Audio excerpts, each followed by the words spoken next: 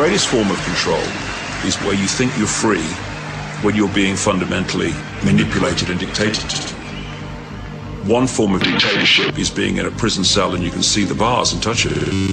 The other one is sitting in a prison cell but you can't see the bar, you think you're free. What the human race is suffering from is mass hypnosis. We are being hypnotized by people like this. Newsreaders, politicians, teachers, lecturers. We are in a country and in a world that is being run by unbelievably sick people. The chasm between what we're told is going on and what is really going on is absolutely enormous. And thank you for joining me for another episode of the Red Pill Hardcore TV show. Today is a very special day because it's my birthday. And the thing that's special about my birthday, I seem to get the best guest for my media on my birthday. 2 years ago today, for my radio show, I had Vinny Eastwood on my show. Vinny Eastwood from the Vinny Eastwood Show.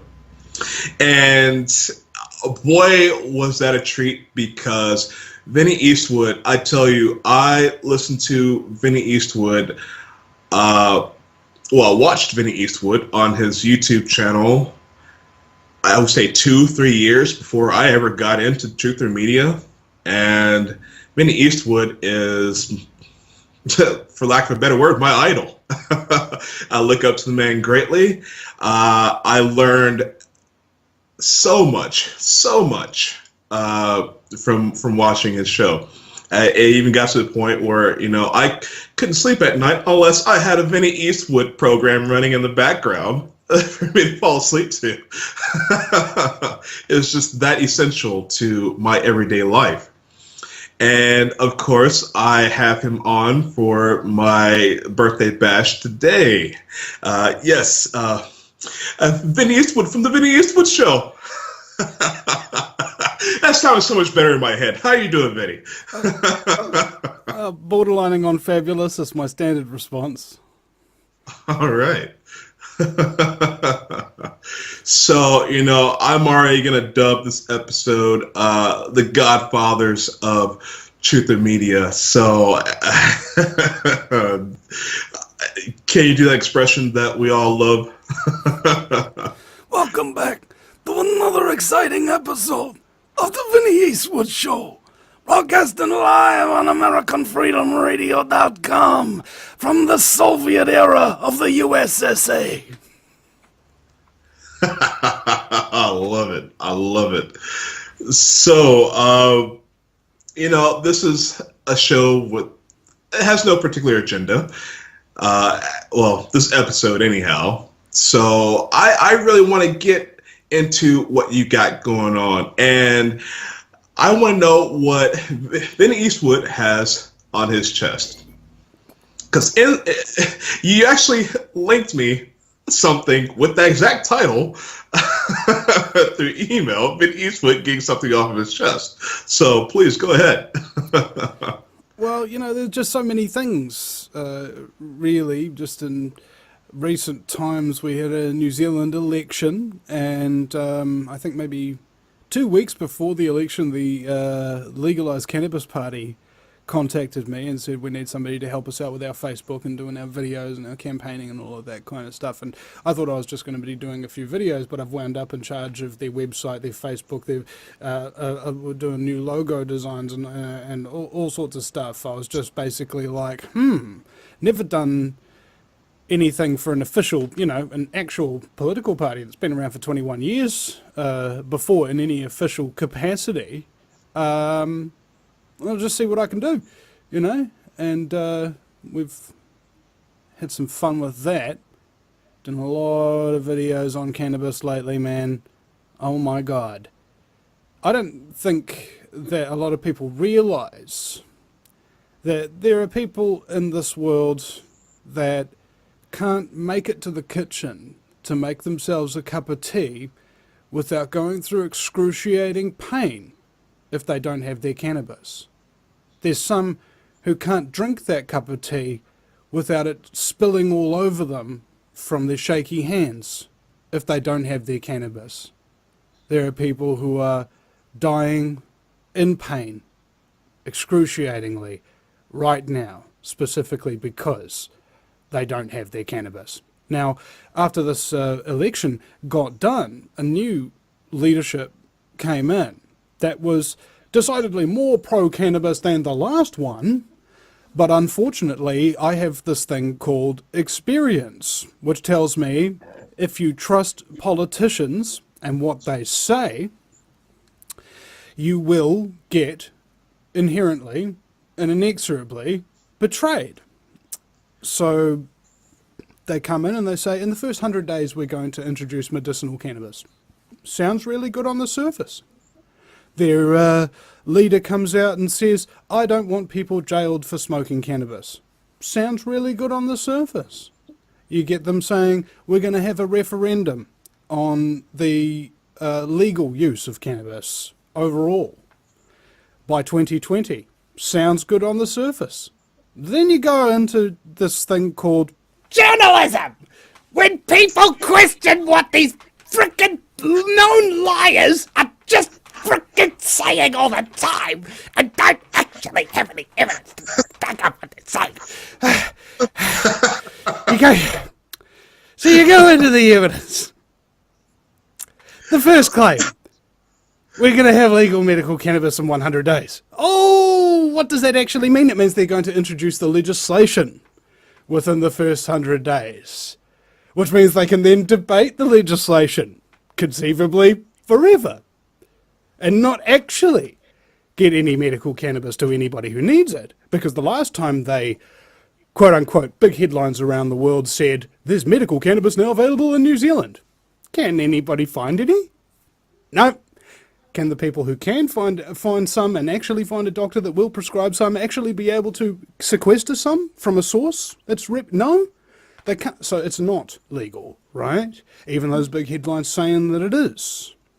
Now, there's that kind of thing. The delay tactics that we're seeing now. It became an election issue in New Zealand. First time ever that cannabis legalization and medicinal cannabis actually became an election issue, in no small part because of groups like the Auckland Patients Group and Chris Fowley from Normal and a number of other high-profile cases in New Zealand where people are basically dedicating their lives to this cause because the cannabis saved their life or could have saved the life of a loved one or something like that. And now when we've got these people now called green fairies.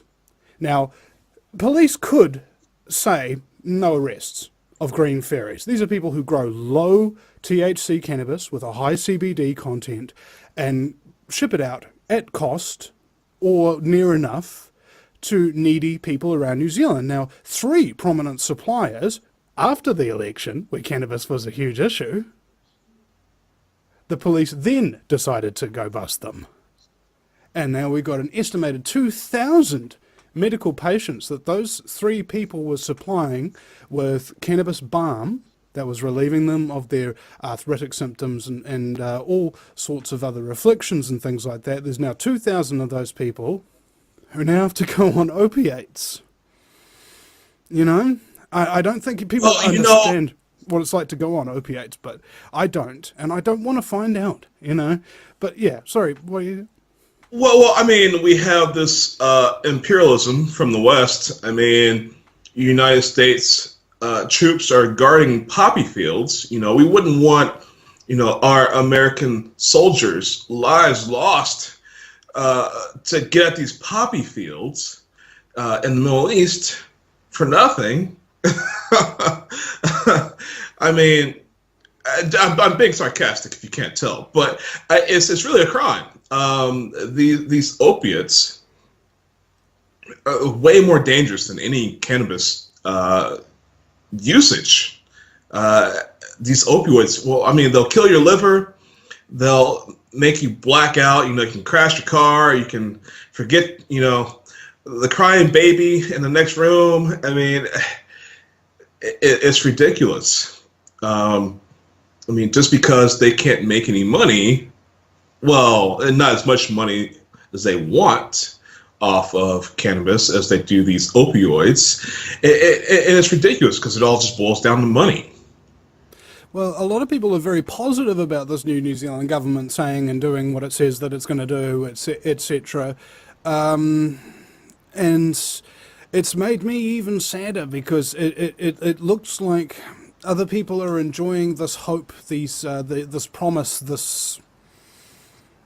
I don't know, it's almost like they get to enjoy the moment because they just click their brain off or whatever, or just choose to believe it, or don't remain skeptical. But it feels like I have a responsibility because everybody else seems to have abandoned their reason all of a sudden because we've got a new government after like 9 years of an oppressive Wall Street banker, school ties network, old boys Freemason type guy who got us like $100 billion in debt.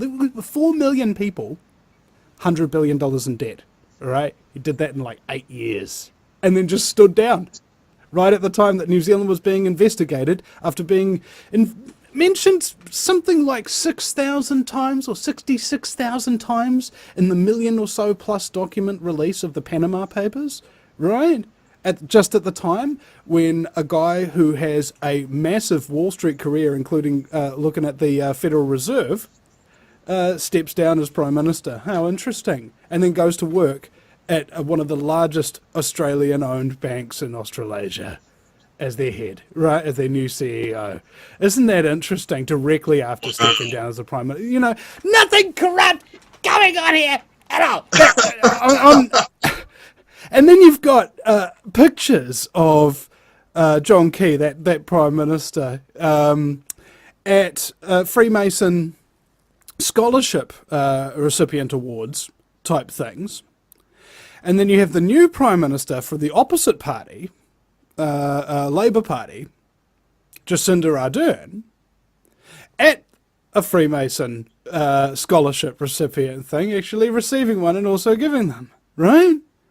And then you got one Prime Minister after the other, both of which are involved with the Freemasons, you know, directly. It's on the Freemason New Zealand's frickin' website, bro. You can look it right up. And all of these things tell me that it doesn't matter how positive sounding things are about the legalisation of cannabis in New Zealand. The arrests have been ramped up.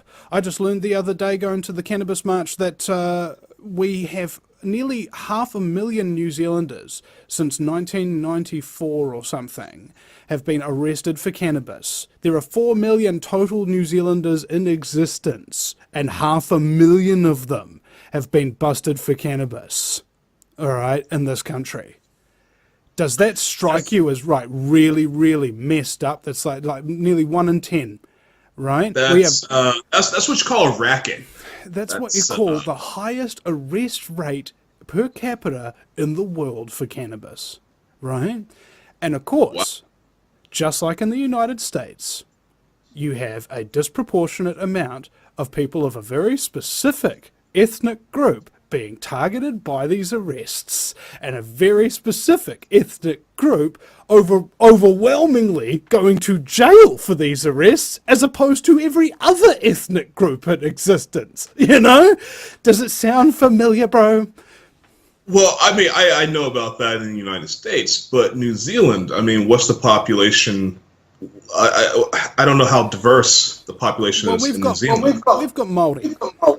Okay, so basically they were here before the British invaded, kind of like the Native Americans were there before the British invaded, kind of like, you know, the Native Mexicans or whatever were there before the Spanish invaded, and so on and so forth. So you have a ubiquitous, global, oppressed, native indigenous population sort of thing, which basically means if you ain't white, it's just not right. You know, like that's basically how it just happens there. And it doesn't seem to matter if they've got evidence that you didn't commit the crime or anything like that. You're still overwhelmingly more likely to get busted for it. And this is represented because the first cannabis laws and drug laws and things like that were actually alcohol prohibition laws, specifically saying that Māori, and only Māori, couldn't purchase alcohol or whatever. So you'd have corrupt publicans selling them booze and then calling the constables on them and then going and arresting them and then getting their booze back. All right? And it's just that kind of thing. And when we're talking about the harm, you know, that is alleged that cannabis can do, I just came to a realization yesterday or maybe the day before that I actually can't see any substantive evidence, you know, double-blind, tested, you know, with a control group and things like that, of cannabis actually causing any harm to anybody ever. All right, now that may sound a little bit crazy, but what I've looked at is other causal factors. So, for example, if a man smokes a joint and then gets shot in the chest, was it the joint that killed him?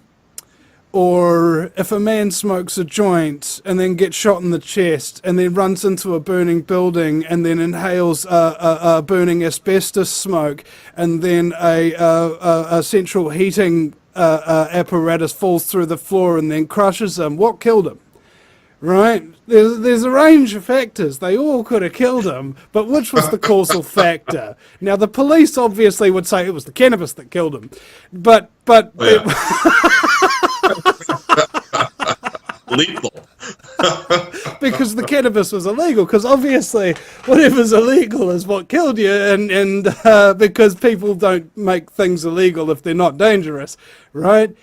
Right, you know, maybe they make things illegal that are liberating. Maybe they make things illegal that will prevent you from being a dick that wants to control other people and not respect any of their rights and so on. And so maybe there's an overall pattern. I don't know. You know, I've always said, you know, if these politicians, if our politicians are so-called elected politicians were to, you know, smoke a doobie every now and again, you know, maybe this psychopathy, this control freak mentality wouldn't take over their entire existence so much. They take themselves too seriously. Smoke a joint, eat some Funyuns, and chill the hell out. You know? Yeah. Or Tom and Luke's snacker balls. Oh man, that stuff is the Shiite Muslim. Like, bro, they've seriously got like ground up dates and cashew nuts and almonds and stuff like that, top with coconut and like some either berry mixtures in there or like raw cacao beans or something like that. It's all vegan, non-GMO, non this, non that, the other, like 3 grams of protein. It's like, oh my god. That stuff like sounds so good, and it's actually good for you. What the hell is this? And my missus brings them home occasionally, just because sometimes when you're working on the radio or you're working on a video or something like that, you're just starving as hell because you're stoned. But the thing is, if you've actually got something to eat that's not bad for you, right? That means that there's no longer any negative health consequences associated with being stoned. See, again, if you were just getting stoned and then you were eating something healthy, there'd be no negative health consequences or whatever, not even to your lungs, right? Your lungs get coated in cannabis resin, which is inherently antimicrobial, antibacterial, and also because the smoke is a lung expellant, you tend to cough out things that would ordinarily be dislodged in there, all right? There's so many things that this plant can do for you in so many ways that nobody actually knows all the ways that cannabis works. Like just the other day, I went to this cannabis protest thing and filmed these guys speaking, and I said to the guy, hey, do you know they found that there's 20 different types of cannabinoids? THC, tetrahydrocannabinoids, and CBD, cannabidiol, there's only 2, right? And he said, no, there's actually 200, but we're only just studying 20 of them now, and after only just recently freaking discovering them, we've discovered more, and there could be more in between that for all we know. And what they find very interesting about all of these different arrangements of all these little different molecules and things like that is that they're virtually infinite copies of carbon, hydrogen, and oxygen, the 3 things of life, right? So you've got what's essentially on your body cells, a sea anemone, all right? And he's just sitting there, he's just opened up or whatever. Every single one of your cells has one of these, and it's called a cannabinoid receptor. It's designed specifically to find cannabinoid molecules that are just floating around your bloodstream and grab it, right? Now, the cannabinoid molecules, as they're going through your bloodstream, and that's why it's in mother's milk, right, is because it'll stimulate the child's appetite, okay? And it'll also share the mother's immunity with the child. That kind of thing is a protein builder and so on and so forth. It regulates everything because our whole body is built on what's called an endocannabinoid system, cannabinoids from within. It regulates the structure of everything in our body, and that's why cannabis works for everything. All right, so that's actually amazing because, you hear these mothers complain, oh, well, my child just won't take the nipple. I don't know what to do. That child knows that there's something missing, and maybe something needs to be put into the biochemistry there to make things right. So that actually makes perfect sense. And the most interesting thing is that if you don't, a lot of people don't realize this, especially stoners and people who use cannabis. We don't realize this. There isn't actually any THC in cannabis. Did you know that?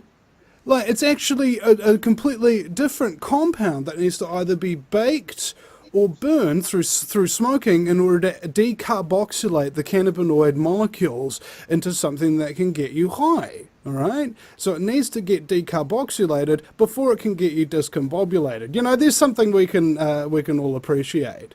So there's the thing: you could feed cannabis to anybody in any way, shape, or form. We saw this guy with the cold pressed juicer today. Cold pressed juicer, putting raw cannabis buds through it. It's just churning out this dry chaff on one side and full-on golden cannabis juice out the other. Doesn't get you high, hasn't been activated, and you can give a teaspoon of that to his child who normally has seizures, or at least did back in the day, 250 seizures a day, and now 0 at all, ever, because the child has his cannabis now, right? This is Now, on the flip side, people don't know what they're dealing with. Okay, if you think to yourself, hey man, this person who's in a political position is saying positive things about cannabis, don't poo-poo them for that kind of thing. I think maybe you've got a responsibility to hold their feet to the fire. And in fact, to a large degree, it is wise to not trust them, to be cynical, to have a healthy skepticism and demand to see proof of their conviction. All right?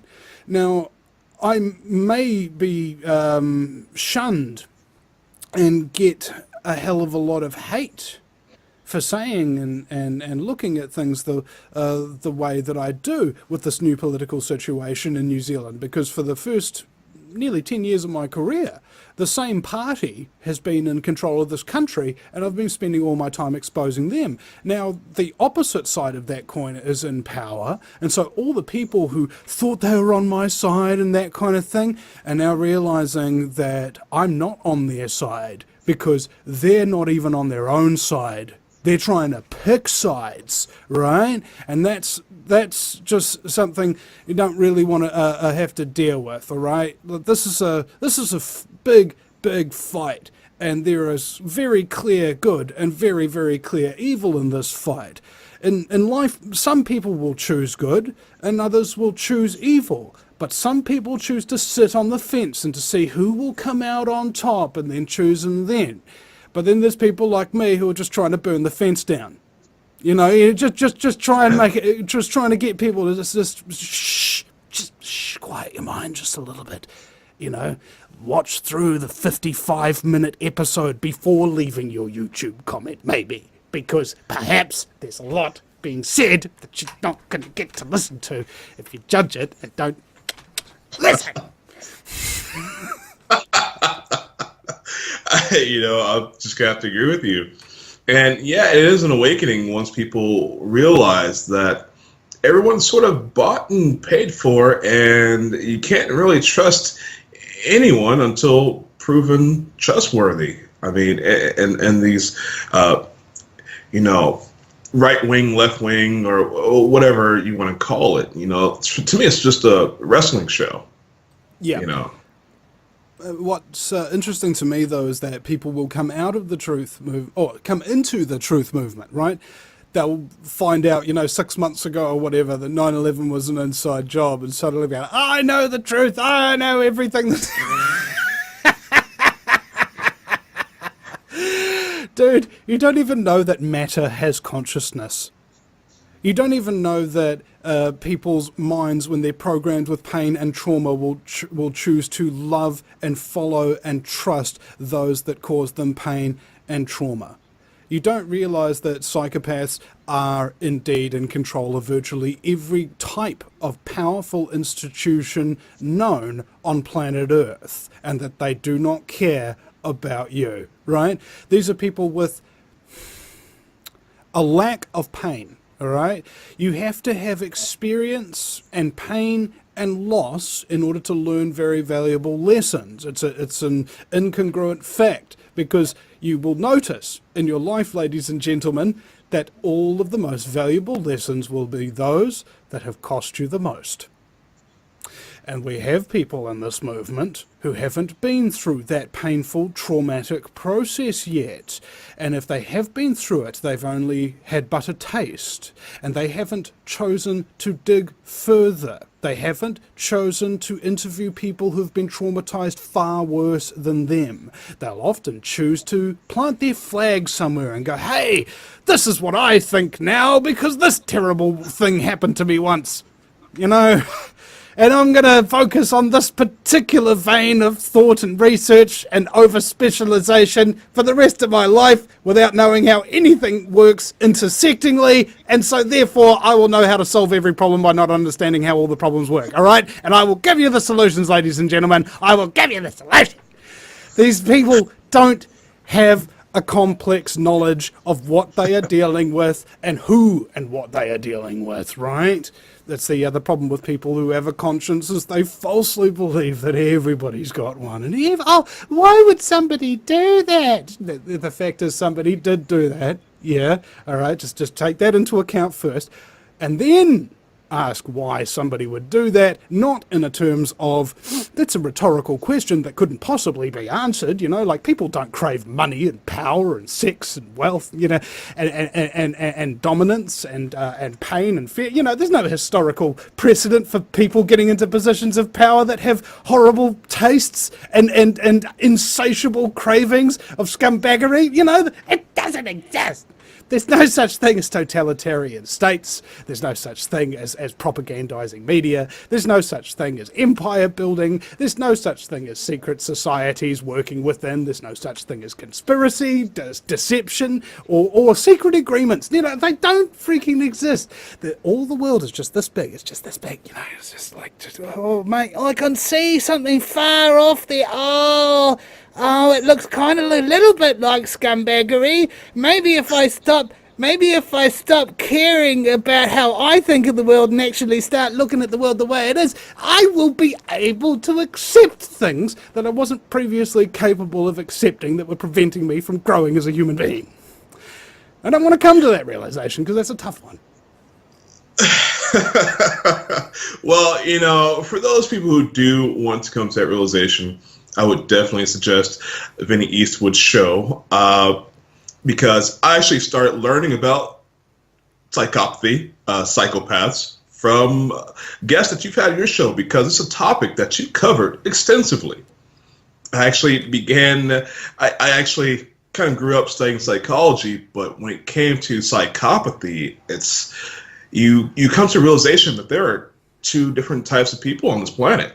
You can't tell the difference. It's not sex or skin color. It's not religion. It's that something that's missing in someone's head that makes them act differently, and it sets them into a whole different class of people.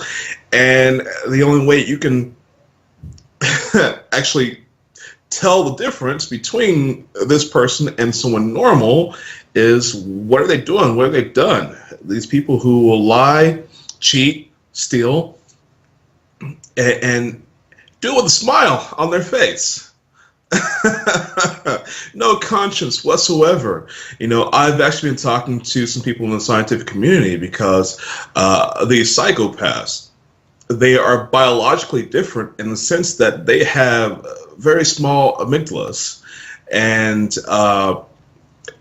other parts of their brains which are supposed to respond to empathy. It's just not there. And this can actually be picked up in brain scans.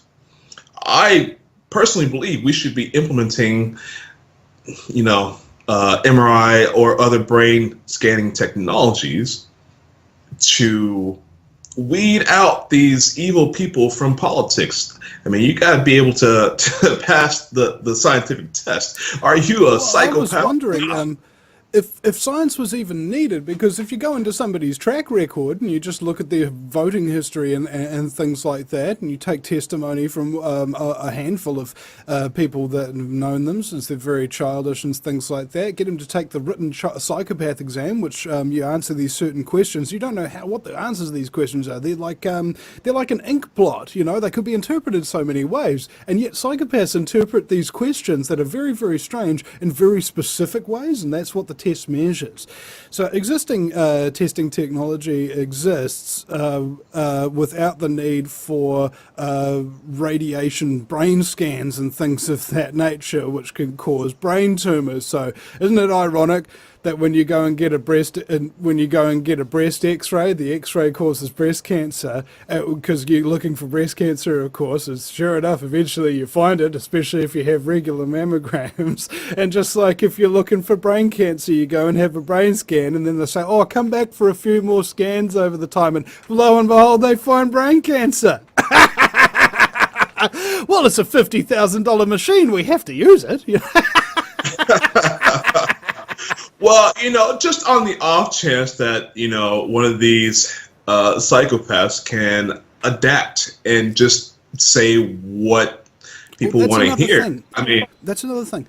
Some of them don't actually know what they are. Like, for example, I'm a narcissist, but I didn't know I was until only a couple of years ago when I started looking up the symptoms and what these things are of a narcissist. And then I talked up to Thomas Sheridan, because I was freaking out about it, and he goes, no, there's actually a spectrum, bro, because you've got benign narcissism over here, which is, it's like a tumor, for example. You've got a very cancerous, what you call malignant tumor down one end of narcissism, and then you've got what's called benign narcissism, which is like it's a tumor, but it's more like a little friend than anything else. It doesn't pose a threat, and that's about where I am. I'm kind of like a cancerous parasite that does more good than harm, or at least I like to think so. Well, you actually have to have just a little speck of that narcissism just to be, in media, just to be a talk show host. It's got to be there. It's present. The thing is, a lot of people go, "Oh, what's narcissism?" They don't actually understand what narcissism is. Narcissism is a survival practice that the brain programs itself with in reaction to its early environment. Early environment for a good, healthy individual and healthy brain development without a personality disorder, which is what narcissism is. And bear in mind, lots of people have personality disorders, so people with personality disorders are normal people.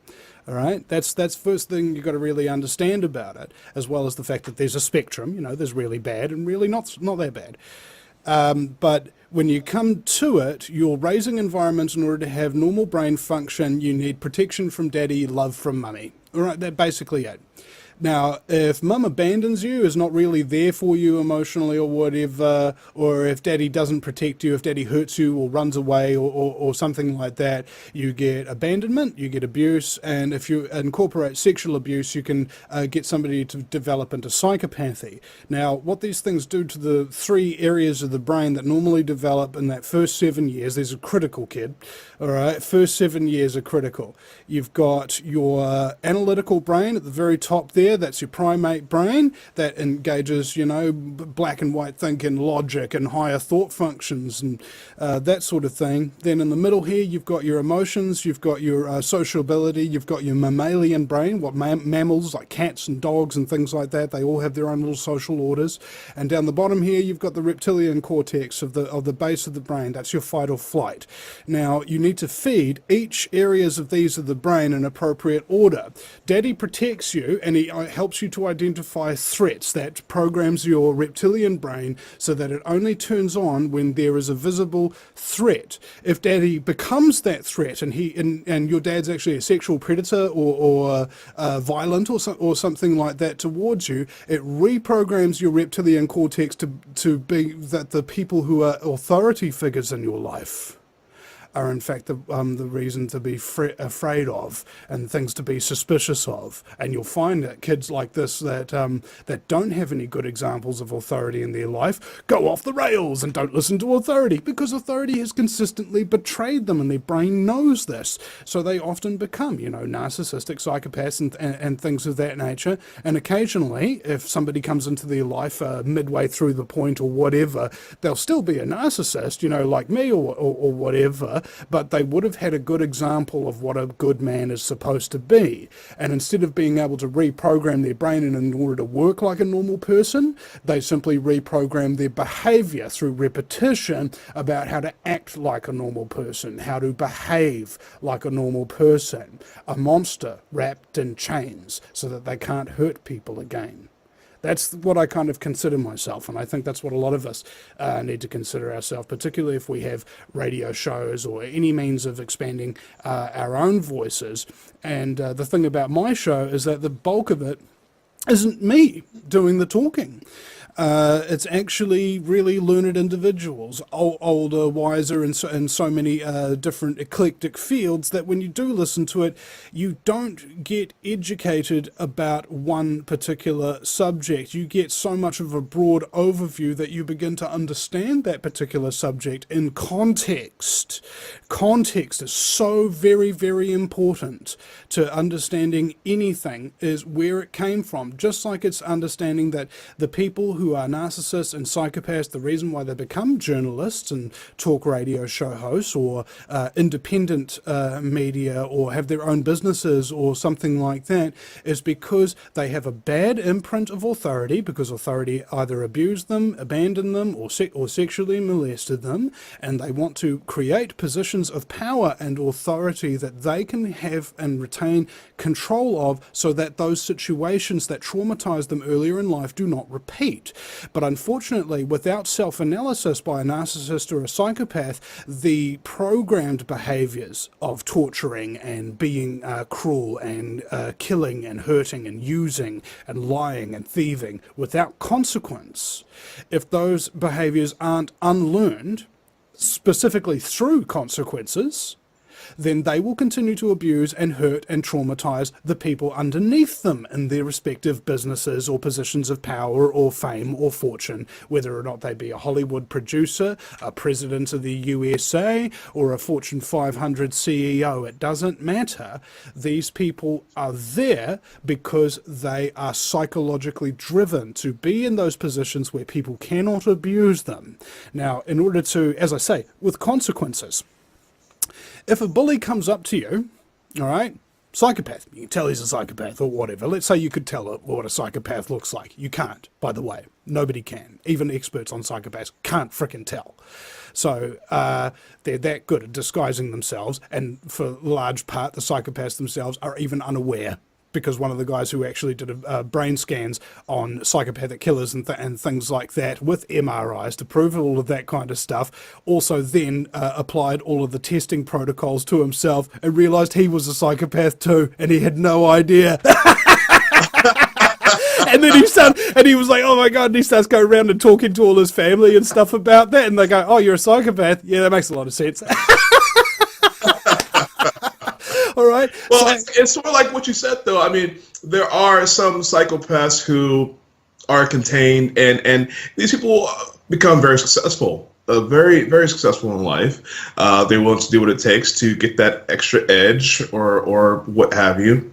But then there are those who take it too far, and you have these psychopaths that are abusive in whatever shape or form, and who are abusive to those underneath them. And our political system actually shows this, because you have the what I call the primary psychopath, and you have the secondary psychopaths. Because there are those who are born psychopaths, and then there are those who are created to be psychopaths. Just as an overview of what you're saying, I believe. Yeah, and the way that you can tell the difference between a psychopath and a proto-psychopath is that a group of people walk up to you, one of them's leading them, and if you smack him on the nose directly, all the rest of them scatter like roaches because they've actually got nothing to hold them together anymore. Psychopath, proto-psychopaths, all right? And you understand that dynamic all of a sudden, don't you? Is that there's always been these groups of people that have been doing this, that, or the other, but they've always had one person leading them, and as soon as you smack them on the nose or whatever, the rest of them are just leaderless. They've got nothing, all right, because they're traumatized people who get a dopamine release when they serve their captor.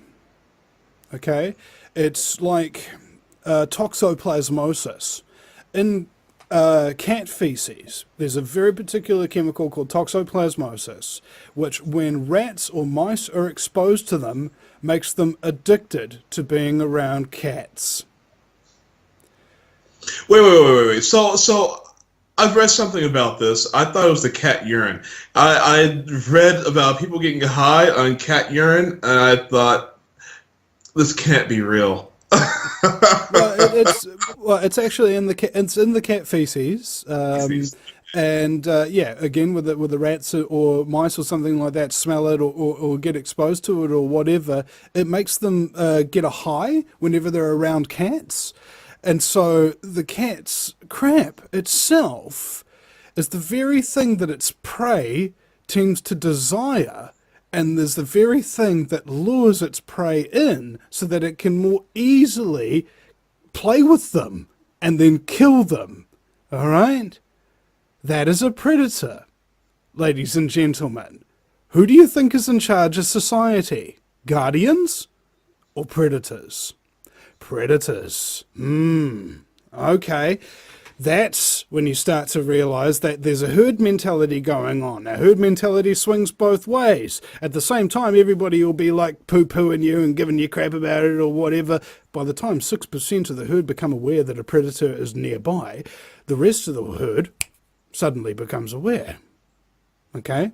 Now, we're dealing with this on a global scale, which means that not only are we taking the predator awareness factor into account, but we're also taking the 100 monkey syndrome into account, whereby a bunch of monkeys on a completely different island figured out, among their little tribe of monkeys, how to use tools to get ants out of a hive so that they could eat them. All right? And it seemed to the researchers that this is interesting. This is the first monkeys that have ever figured them out. They were the first ever documented. But when they travelled to adjacent islands that had no contact with them, even ones that were like way, way, way further away, all of the monkeys now suddenly had this skill. Now, what I'm trying to look at is how do you apply predator awareness to skill creation and simultaneous memory for the entire population, so that you can create an awareness of the predator, a skill for how to identify them and to neutralize them, and how to replace those predators with guardians. All right, how do you tell the difference between somebody who is lying to you so that they can become a more powerful predator, or somebody who is telling you the truth so that they can give you the power to defend yourself from those predators? All right, how do you tell the difference? And it's not easy. That's what I'm dealing with, personally on a lot of emotional levels, as a result of being so intensely involved in the election, and the amount of thought that there is going involved, or apparent thought where there isn't actually any thought or taking into account what this is. Now, when you talk about a revolution, revolutions usually only take maybe 1% of a population minimum, and about 6% maximum, which is interestingly enough the same for the herd and the predator analogy as well. So this global revolution is not a revolution of thoughts or of the heart or of war or anything like that. It's in fact an evolution that's going to put all of these things in a symbiote loop, so that all things are actually understood, where they came from, where they go, and what they create along the way that continues to happen. All right, we're going in this downward spiral, and I think if we're capable of understanding the construct of that spiral, of why humanity is going down and how everything affects everything on the way down and on the way up, then we might have that 100th monkey moment, or that 6% predator awareness moment, and that will actually enable us to cast off the shackles of scumbaggery that bind us so. Well, that sounds, ideal. You took the words right out of my mouth with revolution. I end up saying that at the end of the show anyways. It's time for revolution. But what do you favor? You favor, obviously, a non-violent revolution, I assume. Well, again, don't want to use a revolution analogy. Evolution. Evolution means that we're... and a lot of people don't understand what evolution is either. Evolution is micro changes to an organism over subsequent generations. Tiny little changes over generations. Okay, so I say that maybe 2100, right? By 2100, it'd be nice to have everything that's screwed up right now reversed. All right, but at the same time that it's been reversed and we're going in an upward spiral rather than a downward spiral where power and money and abuse concentrates and permeates, when we're going in the upward spiral, we're doing expansion, we're doing understanding of complex systems, how to give back when you take, and that kind of thing. This word sustainability got hijacked, and things are not meant to be sustainable. Nothing lasts forever, and anybody who thinks so probably has an awareness of cannabis, and they're right, because that's the only thing that you can actually use essentially forever, is if you have a non-debt-based system for running every single economy, and a cannabis-based system for providing all of its wares. All right? Just think about that. A country with no debt where everything's made out of cannabis. You can make 50,000 different industrial products from cannabis, including your biofuel and all of that kind of stuff. There's all your energy costs. There's all your houses for the homeless. And you can grow a 3-bedroom home on 1 hectare of hemp and have 3 crops a year. There's your housing and homeless crisis frickin' solved. 12 times stronger than steel, fireproof, with the best insulator known to man, with carbon sink, and that kind of thing. And you can make virtually every single thing that's inside that house, including your TV sets and so on and so forth, out of that cannabis too. Bro, there's a good reason why industrial cannabis, medical cannabis, and recreational cannabis has such an enormous resistance against it by the pharmaceutical companies and the totalitarians and the scumbaggery of all these things. And this is one thing I'd like to help people in the political persuasions really understand, that all of these issues are actually connected, and it's not terribly difficult to see how they're connected, but you do have to listen, and you do have to be open to the possibility. And that's all that I ask of people, is that they listen when they don't know what they're talking about, and they be open to possibilities when they haven't explored all of them. Okay, well, you know what? I've got to do a call back here. How does Jay Widener feel about your cannabis campaign? Well, that was interesting. Okay, well, the joke was like, "Hey, bro, how do you make your joint skinny down one end and wide up the other?" And he goes, "I don't know." And I go, "With a J widener." One of my favorite Vinny Eastwood moments. Well, we're coming down to the end of the show. If you like to plug your show, any other links, anything, now would be the time. All right. Or I can just throw it into the show. Yeah, well, I've also been thinking about internet marketing and stuff like this, and I've been watching this guy's video here, Sustaining Stupidity, Why Cinema Sins is Terrible. And this guy's actually broken down, everybody's aware of cinema sins at this point, right?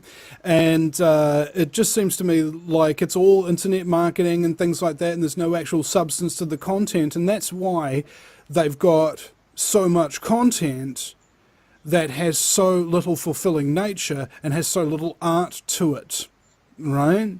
And that's why they're so popular, and that's why I'm not, comparatively anywhere near as popular as these channels that do those kind of things. Now, that's one element that you got to look into. How much effort are you actually putting into something? And I put in as little effort as possible. I just bear in mind, ladies and gentlemen, these interviews that I do with people that have, they've got X amount of qualifications and they've got like a 30-40 year track record of anything like that.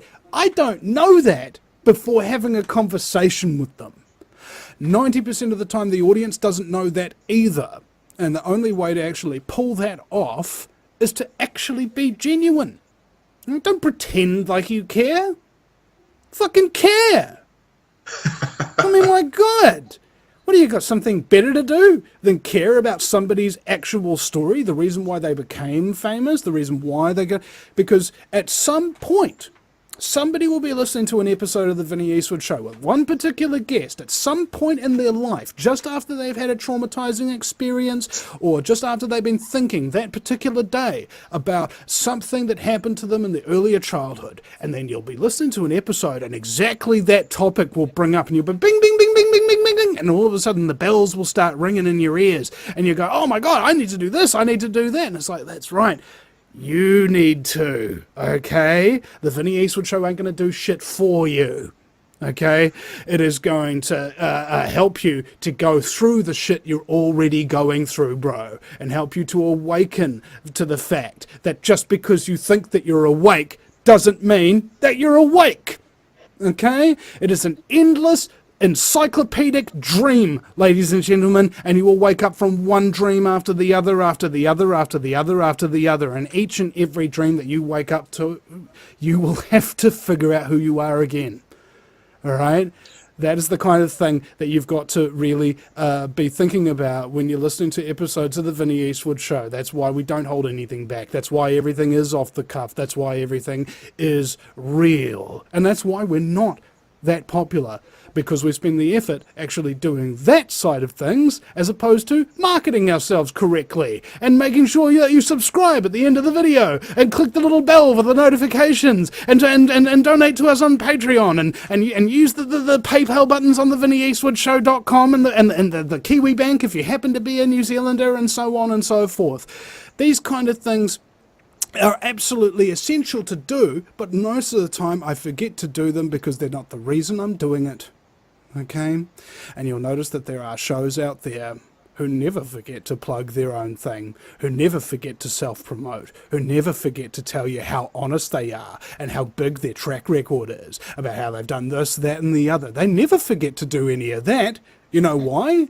Because just because they keep repeating it to you, it makes you trust them, and it makes it sink in that, oh, you've got to give them money and stuff like that. you won't really get any of that on my show. I'm sorry. I'm not out for your money. If you want to help me because I'm trying to help people who are helping people, then give it to me. Not because there's some kind of reward in it to you, not because you were tricked into it from some gimmicks and marketing techniques by people who don't care about you. Do it because of something that I've already done. Do it because a show really helped you out at one particular point in your life. Do it because, like some people, listening to a show or having me do a show with them made them reconsider committing suicide. That is the power of the Vinny Eastwood Show. The majesty, if you will, of the Vinny Eastwood Show. Now, I'm on the radio on Wednesday nights in the United States. I think it's from 4 till 6 p.m. Pacific. Can't be too specific. But also, and for those in New Zealand who are listening, 1 to 3 p.m. New Zealand Standard Time, NZT, which is incidentally the name of the drug that the guy took that allowed him to use all of his brain. Which is ironic because that's New Zealand time in a country where clearly, because cannabis is still illegal, we're not all using our brains, are we?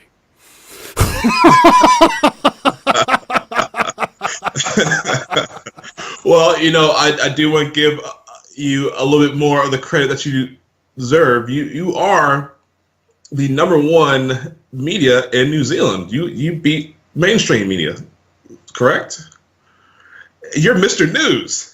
Yeah, well, in terms of the amount of subscribers on YouTube, you can go to any mainstream media that does any, shall we say, news per se, and look them up on YouTube, and they've got 1,000 subscribers, 1,400 subscribers, maybe 5, 10, 12,000 if they're lucky.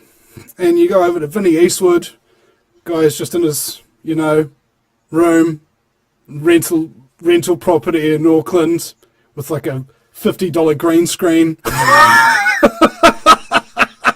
34,000 subscribers, 35,000 subscribers, with millions of hits from all over the world, and been going for like 10 years or whatever.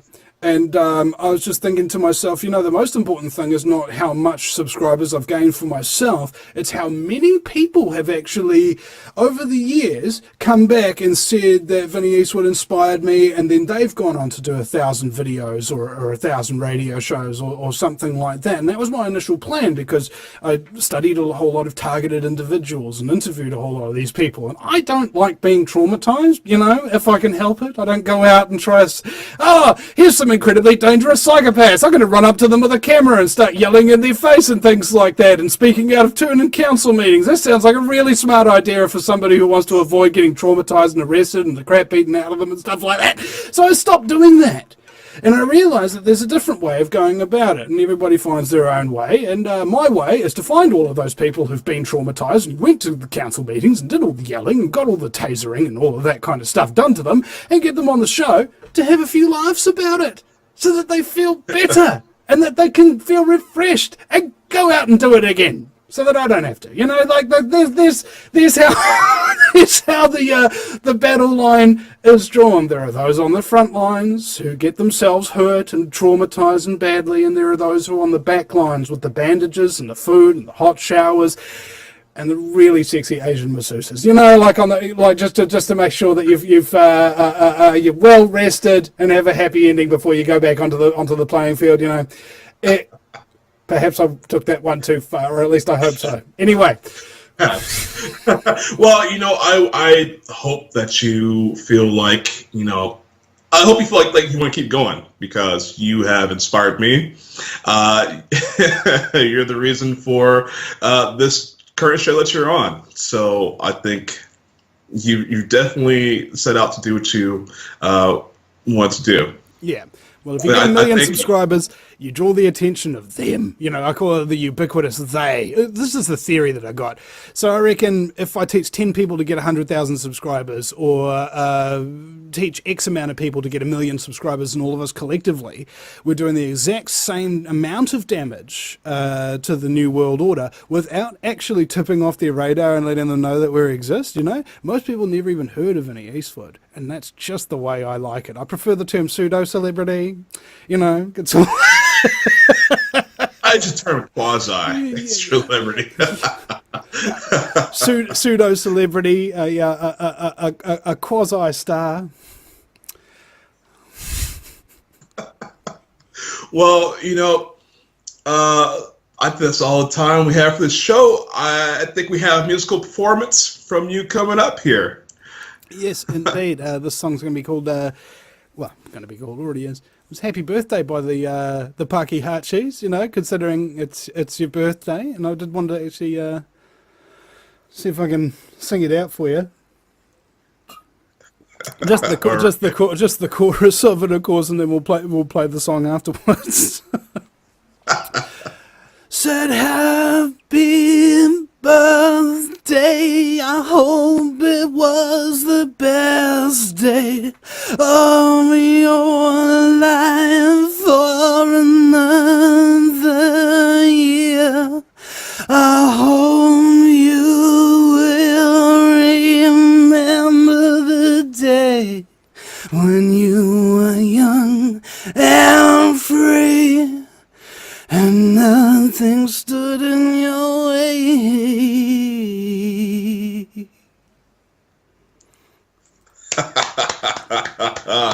All right, that's pretty cool. Thank you. As always, it's an honor and a privilege, and I want to thank you for being on. All right, thank you very much for tolerating my bearded self. Yes, I like that look, by the way. It definitely shocked me. My wife hates it. Good night, everybody.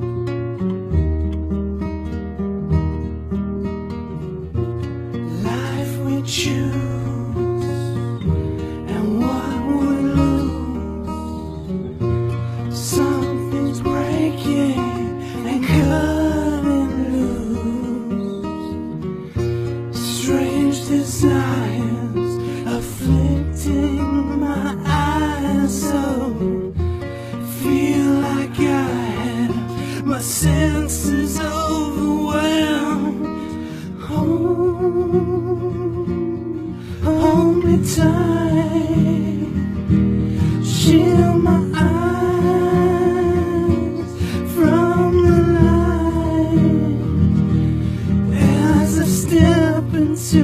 the dark abyss, nothing to hold me. Come and give me one last kiss, it will console me.